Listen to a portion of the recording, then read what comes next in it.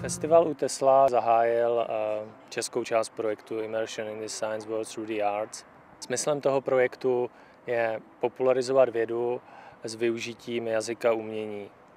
Ten smysl toho, proč se to děje na univerzitě, je, aby jsme s tím uměním vlastně infiltrovali do veřejného prostoru a do prostoru veřejných institucí a bez pochyby využili vlastně toho akademického prostředí, které je tady zaměřeno vlastně na ty technické a přírodovědné obory k tomu, aby jsme tomu dali tu další vlastně rovinu, která si myslím vždycky k té univerzitě prostě patřila. Podle mě to významným způsobem jakoby obohacuje vlastně ten univerzitní prostor tady, nebo tu akademickou půdu.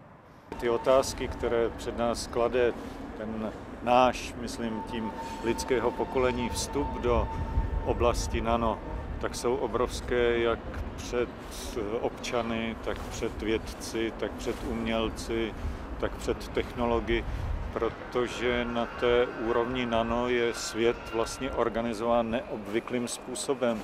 Právě se tam objevuje ta možnost samoorganizace, čehož důkazem jsme my všichni jako živé bytosti, které možná nějaká prozřetelnost organizuje a vdechuje jim život.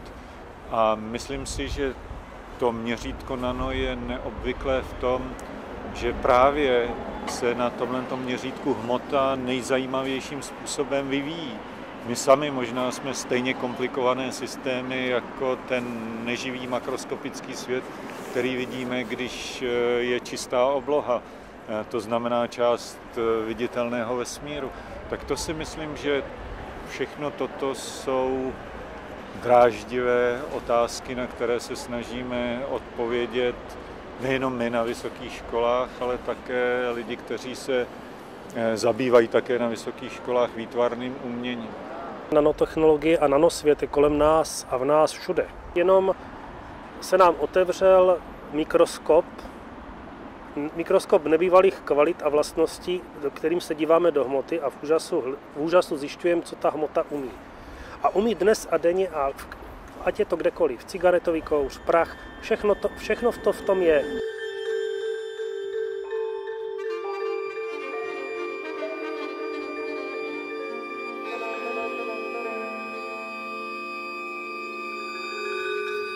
Já si myslím, že umění a věda mají k sobě velmi blízko, protože obě dvě jsou postaveny na kreativitě, na nalézání nových věcí, na objevování nových pohledů, na skutečnost, která nás obklopuje.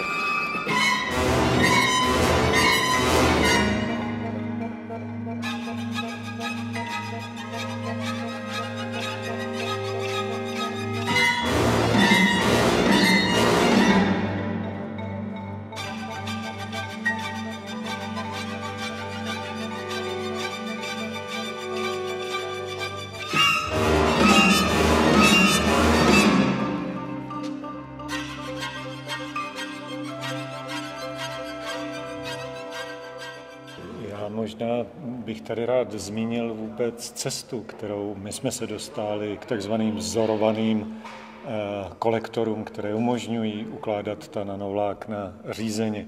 Spolu s panem kolegou Plívou od nás z Fakulty mechatroniky jsme začali vyrábět plošné spoje a je řízeně pokrývat nanovlákny. To dílo se jmenuje Kolem nás v nás a já jsem hrozně ráda, že mě uskupení Tesla přizvalo tady k tomu projektu Nanoskop, protože mě vždycky zajímaly takový ty nehmatatelný a neviditelný materiály a pro mě to bylo něco naprosto jako novýho, vůbec to setkání vlastně na té univerzitě v tom vývojovém ústavu vlastně s tou technologií, s tím, jak to vzniká. A tak jsem si řekla, udělám takový jednoduchý objekt, pojmenuju ho Kolem nás v nás a vlastně zkusím ty písmena jednotlivě jako vytvořit z toho nanovlákna. Takže to je můj zážitek s nanovláknem a jsem hrozně ráda, že jsem to udělala. Tak trochu jsme odzírali to, co jste dělali od nás a v současné době je třeba i snaha vytvořit univerzitní logo pomocí nanovláken, které jsou otiskem toho plošného spoje. Takže si myslím, že ta spolupráce je inspirativní na obě strany.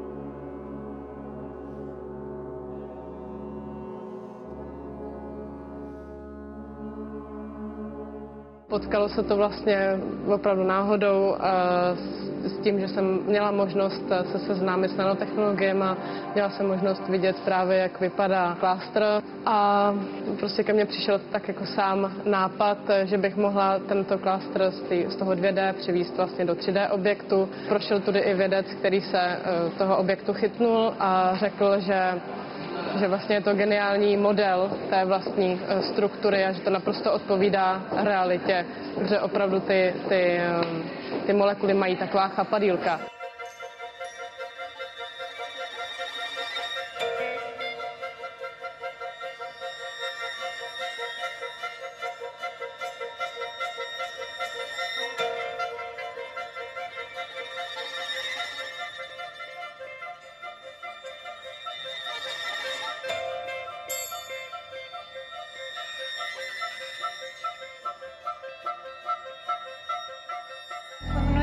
Krajina obecná a je to inspirované vlastně nejnovější technologií AFM, což je skenování povrchu jako v mikroskopickém a nanoměřítku, který je ovšem trojrozměrný. Pro mě je důležité, aby se vlastně setřelo to měřítko, aby si lidi uvědomili, že ty formy se objevují od nejnižšího měřítka do toho nejvyššího a vlastně ty systémy se opakují.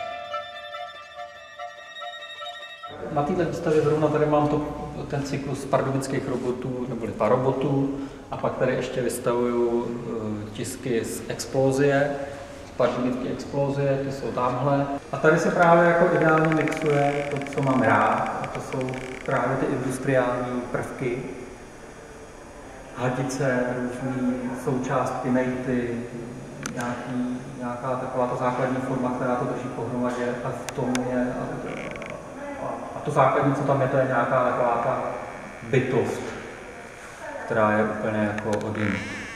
Je to jako takový organismus, ale takový mechanický. Ale mně se jako líbí to rozmezí mezi tím živým a neživým, kdy už jako najednou nevíme, jestli to není už jako nějaký android, prostě, nebo jestli to už není nějaká biologická forma, která to drží pohromadě.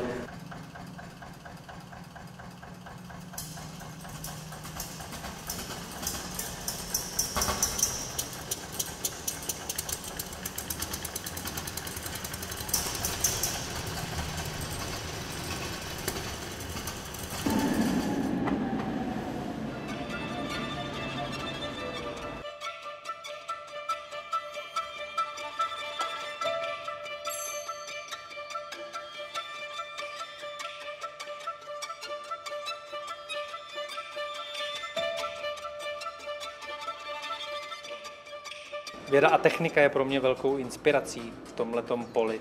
Myslím si, že umění, které docela bylo v kleštích takových jako konzervativních představ samo o sobě, potřebuje ty nový impulzy jako sůl. Jo. A zrovna si myslím právě třeba, já nevím, některé nový objevy z různých, nemusí to být jenom nanotechnologie, můžou to být technologie jakýkoliv jiný, třeba nějaký molekulární, slouží jako velká inspirace pro to, jak umělec má třeba přemýšlet nebo jakým směrem se dá pracovat, a v oblasti nových médií, v kterých působím, tak si myslím, že to je jedna z věcí, která začíná být jako docela zásadní i pro společnost a pro užití toho umění společnosti nebo pro konzumování toho umění. Jak jsem totiž objevil ten fenomén nano, tak jsem si řekl, že potřebuju se o tom něco dozvědět. A tak jsem to začal trošku zkoumat, ptal jsem se těch vědců samozřejmě na to, jak to vzniká, proč to vzniká, a proto veškeré projekty, které s NANem dělám, jsou vždycky založený na tom i jejich na těch vědeckých zkušenostech nebo na tom principu, co oni objevili. Tak vždycky to bylo založené na procesech, třeba elektrospinningu, který mě vědci vysvětlili a já jsem je třeba nějakým jiným způsobem, než oni používal. Já jsem původem sochař a zvyklí jsme pracovat ve velkém 3D, ale najednou nanorozměr umožňuje prostě pracovat v menším, v maličkém rozměru, neviditelným, sledovat ty věci třeba jenom v elektronovém mikroskopu. Tudíž je to fascinující pro mě svět. A tenhle projekt je založený na tom, že v předchozích projektech jsem zjistil, že ta nanostruktura se skládá vlastně podle přístupu vysokého napětí a že ovlivněním vysokého napětí já můžu ovlivnit to skládání té nanostruktury. A v tomhle případě jsem se pokusil udělat takovou drobnou konstrukci, která ale musela být udělaná z kovu, aby byla vodivá, a tím pádem se na to naskládaly nanovlákna, tak jak to vidíte vlastně tady. Jo, ty nanovlákna se tahnou od míst s větší vodivostí, tudíž z rohů a z hrotů, a tam, kde se právě dokáže to vysoké napětí kumulovat, a ty rohy a hroty ty nanovlákna přitahujou, a tudíž vzniká speciálně nanesená a strukturovaná jakoby pavučinka v místech, který já jsem těma hrotama vymezil.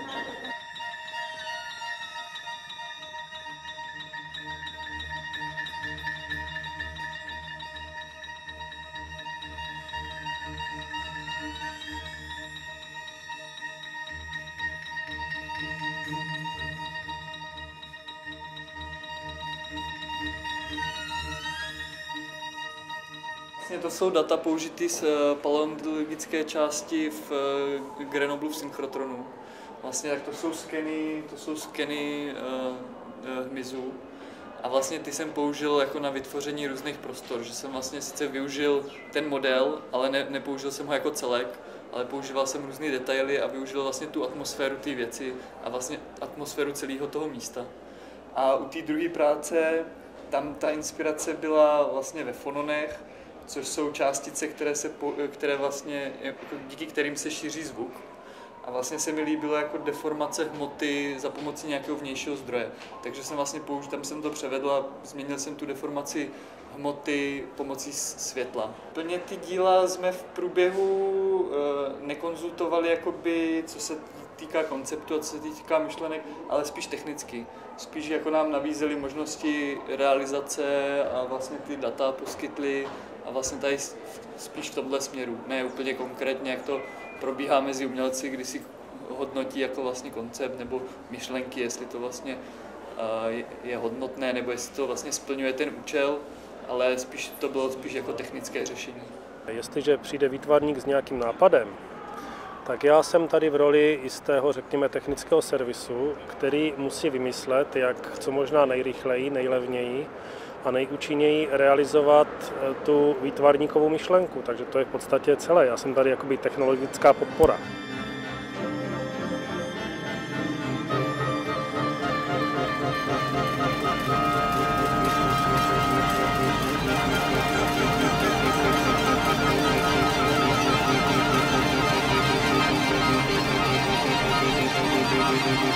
Thank you.